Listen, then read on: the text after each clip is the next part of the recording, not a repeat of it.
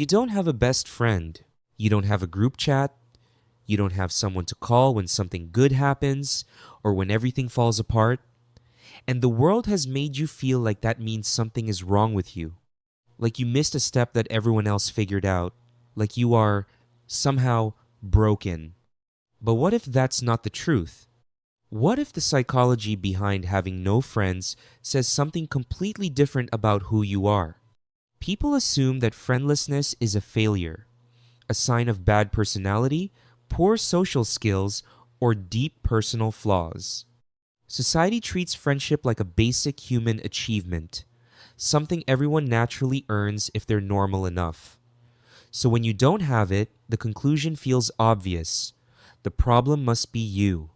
But researchers who actually study human connection have found something that contradicts this entirely. Having no close friends is not a personality defect.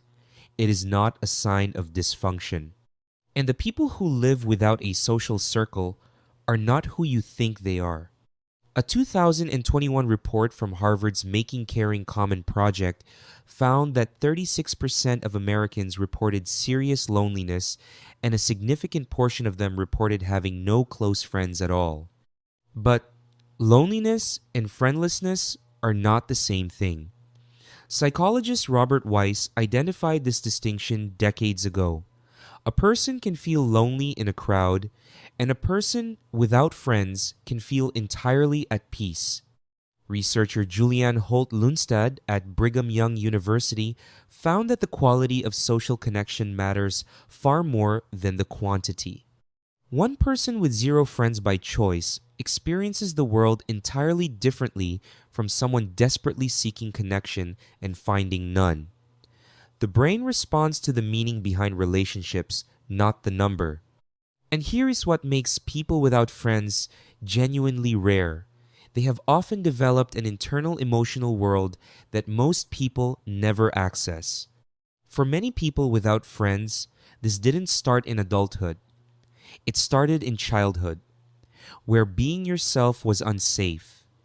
Maybe you grew up in an environment where vulnerability was punished, where trust was broken by the people who were supposed to be safe, where you learned early that connection came with risk and the risk wasn't worth it.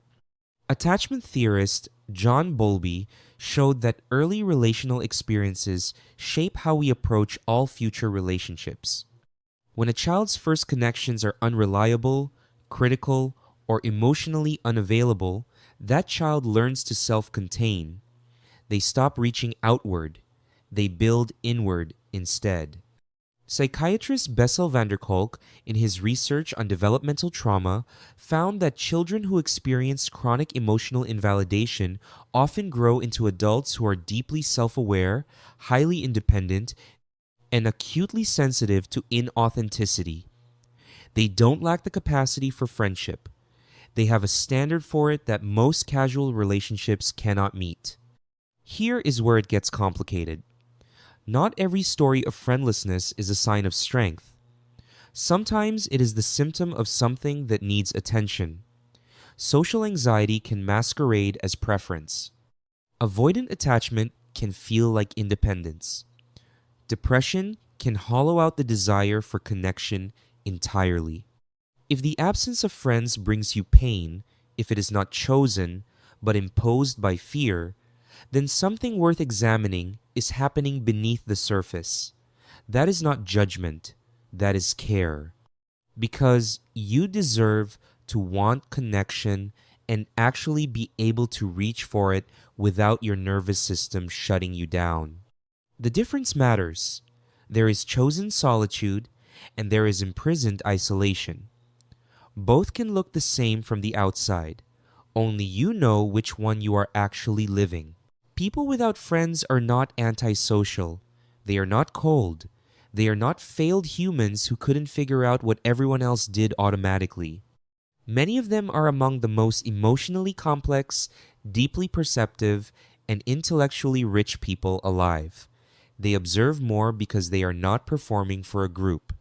They think more because silence gives them space.